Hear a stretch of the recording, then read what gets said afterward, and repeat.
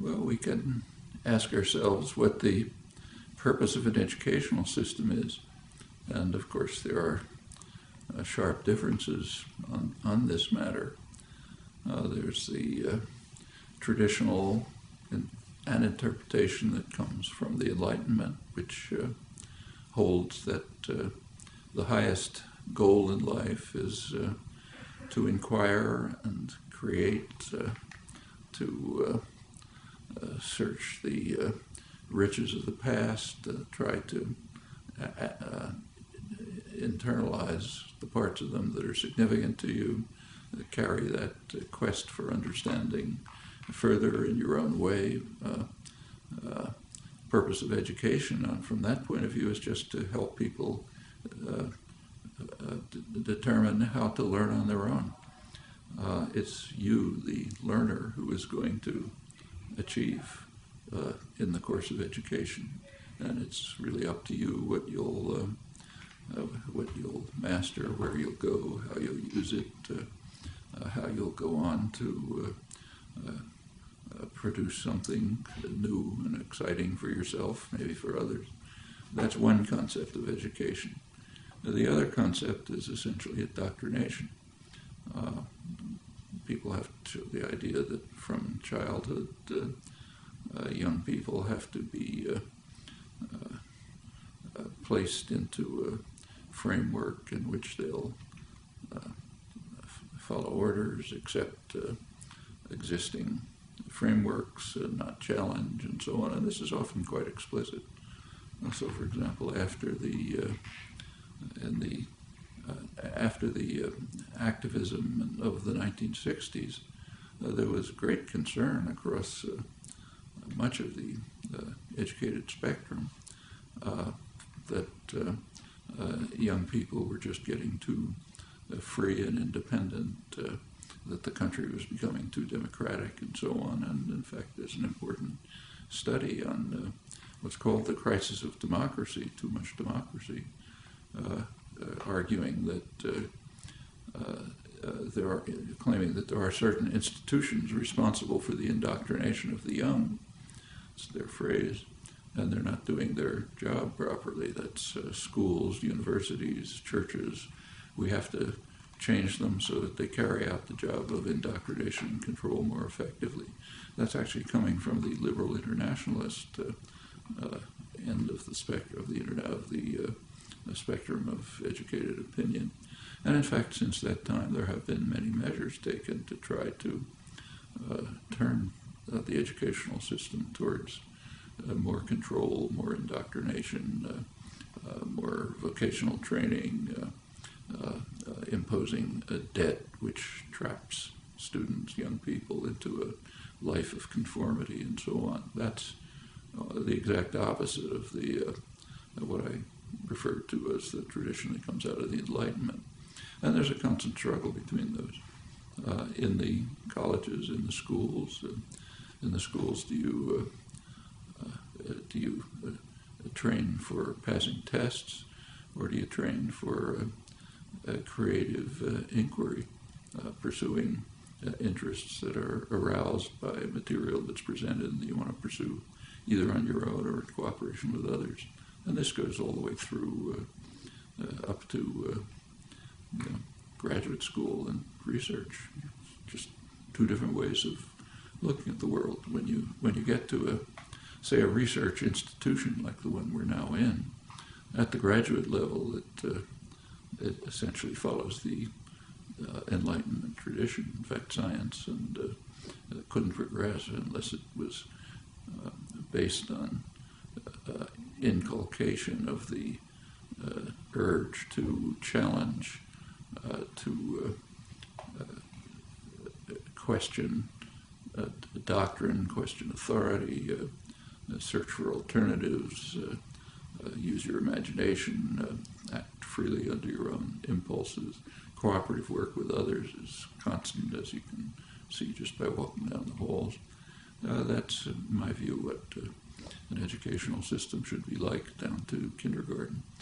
But there's certainly are powerful structures in the society which would prefer people to be indoctrinated, conform, not ask too many questions, be obedient, fulfill the roles that are assigned to you, and don't try to shake systems of power and authority. Those are choices we have to make, either as people, wherever we stand in the educational system, as students, as teachers, as people on the outside trying to help shape it in the directions in which we think it ought to go.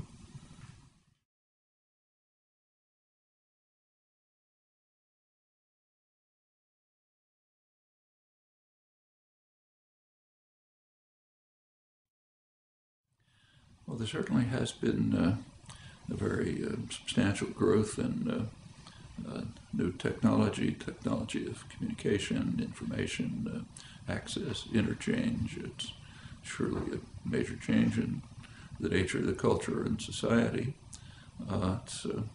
We should bear in mind that the technological changes that are taking place now, while they're significant,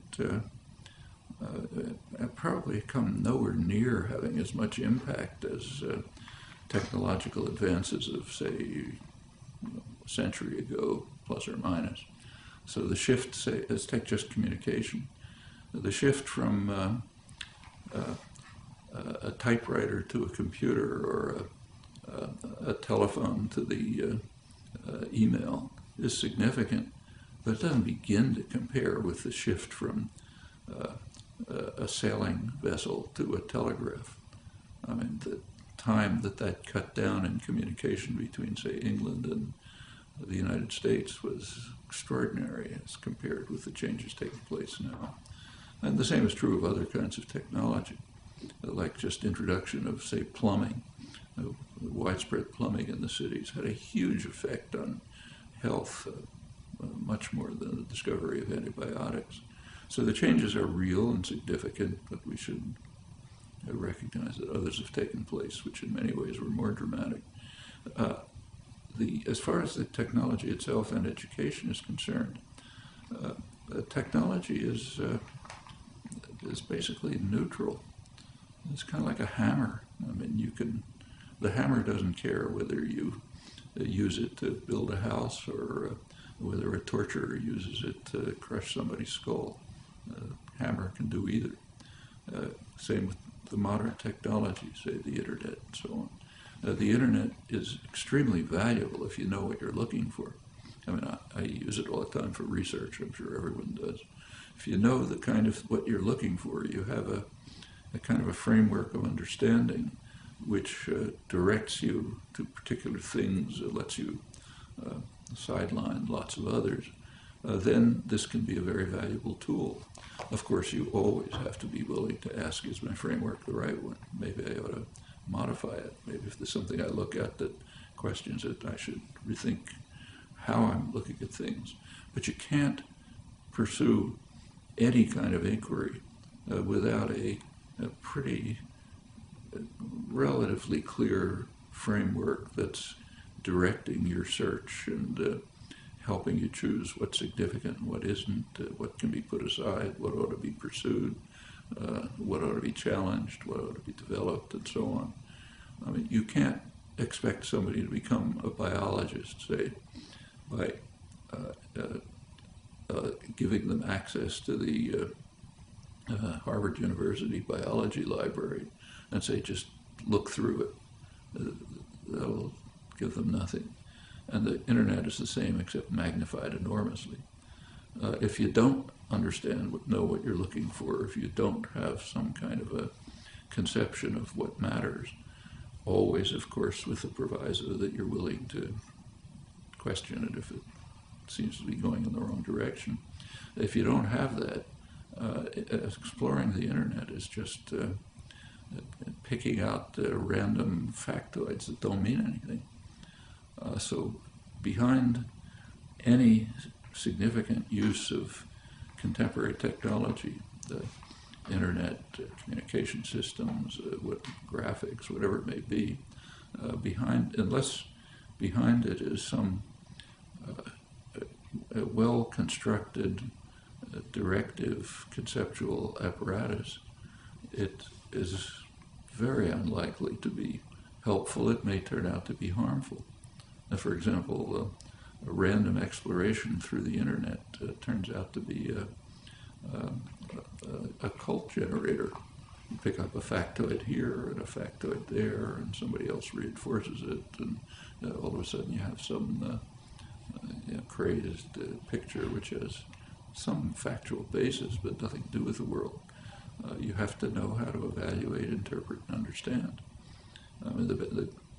Say biology again, the person who wins the Nobel Prize in biology is not the person who read the most journal articles and took most notes on them. It's the person who knew what to look for. And cultivating that capacity to seek what's significant, always willing to question whether you're on the right track. That's what education is going to be about, whether it's using computers and the internet or pencil and paper and books.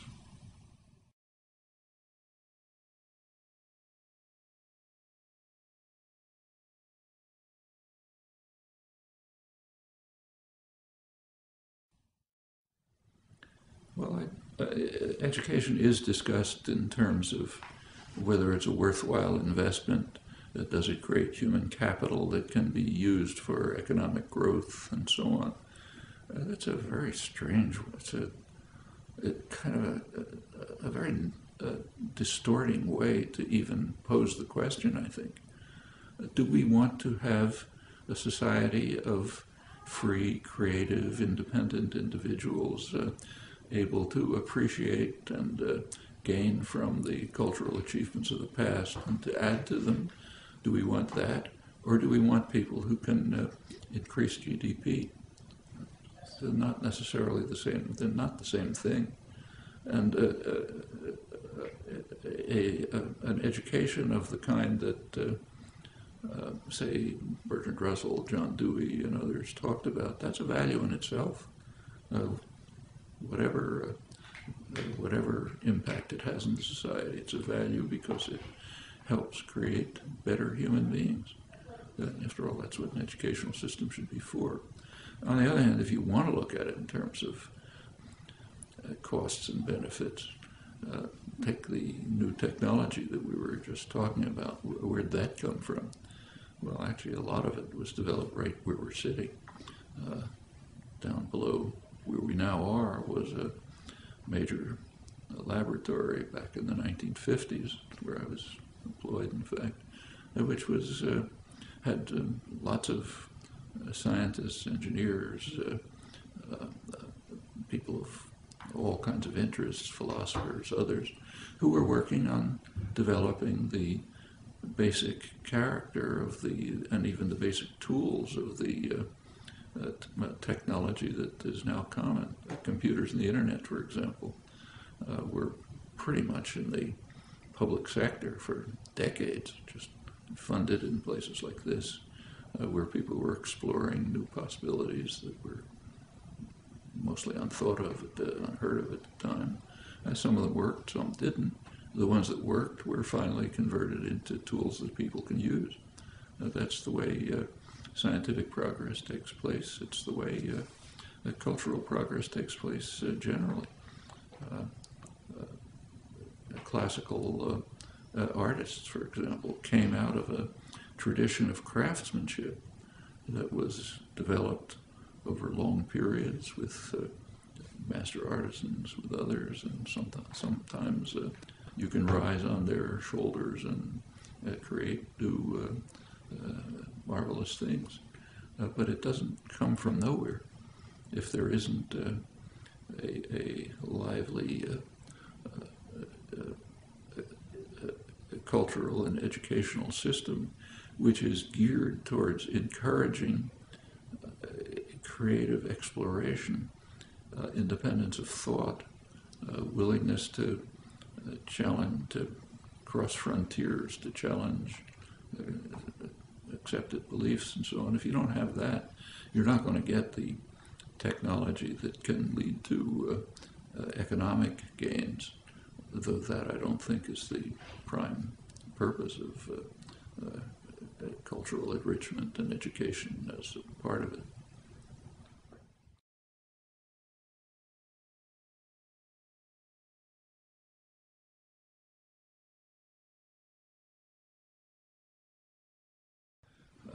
there is, in the recent period particularly, an increasing shaping of education from the early ages towards passing examinations.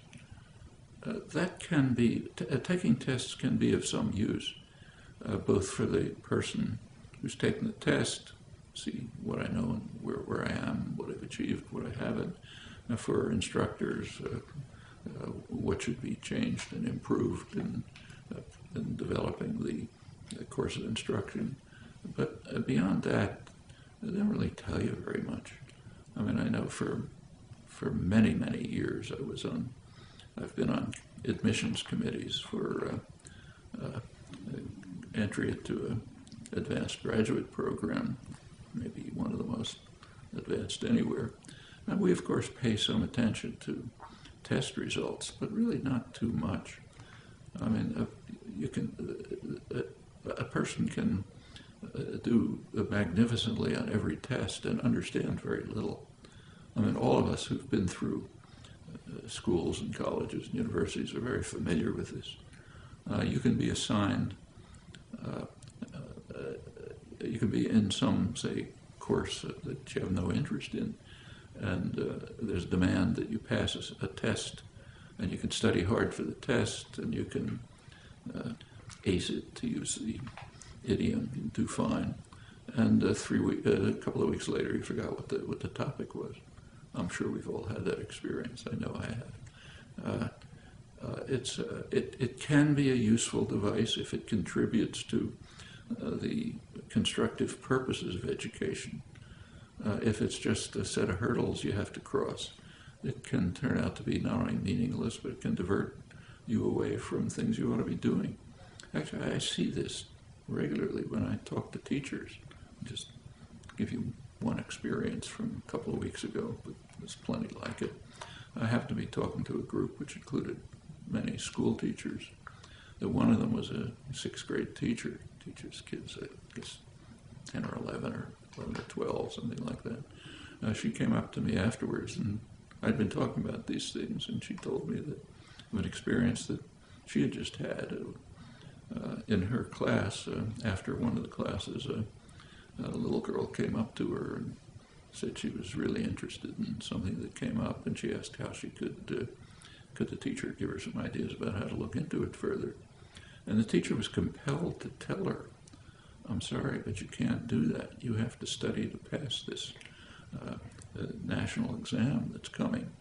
That's going to determine your future. The teacher didn't say it, but it's going to determine my future, like whether I'm rehired and so on. The system is geared to getting the children to pass hurdles, but not to learn and understand and explore. Now, that child would have been better off if she had been allowed to explore what she was interested in, and maybe not do so well in the test about things she wasn't interested in. And they'll come along when they fit into her interests and concerns. And so a test, I don't say that tests should be eliminated. They can be a useful educational tool, but ancillary, something that's just helping improve for ourselves, for instructors and others, what we're doing, and tell us where we ought to be moving. But they don't even, passing tests doesn't begin to compare with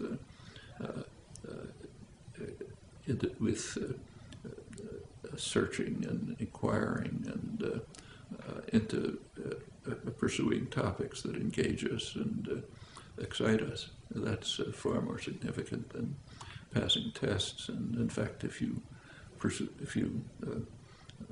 that's the kind of educational career that you're given the opportunity to pursue, you'll remember what you discovered. There's a famous physicist, world-famous physicist, right here at MIT, who, like a lot of the senior faculty, was teaching freshman courses. He once said that in his freshman course, students will ask, what are we going to cover this semester? And his standard answer was, it doesn't matter what we cover. It matters what you discover. And that's right. Teaching ought to be inspiring students to discover on their own,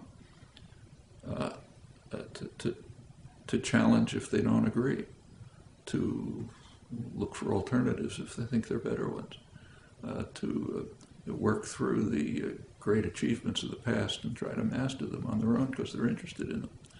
If that's the way teaching is done, students will really gain from it and will not only remember what they studied, but will be able to use it as a basis for going on their own. And again, education is really aimed at just helping students get to the point where they can learn on their own, because that's what you're going to do for your life, not just absorb materials given to you from the outside and repeat it.